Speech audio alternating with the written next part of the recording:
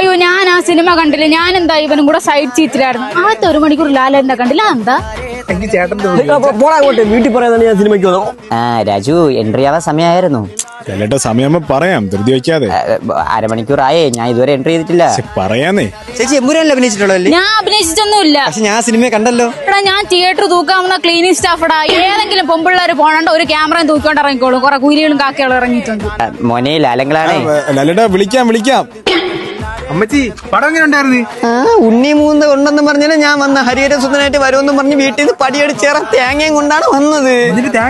തേങ്ങ ചമ്മന്തി അരയ്ക്കാൻ കൊണ്ടുപോയി. എമ്പുരാനിലെ ആന്റണി ചേട്ടൻ ഡോക്ടറായിരുന്നു. ഇന്ദ്രജിത്തിന്റെ അസുഖം കണ്ടുപിടിച്ച് കറക്റ്റ് സമയത്ത് ആശുപത്രിയിൽ എത്തിച്ചു.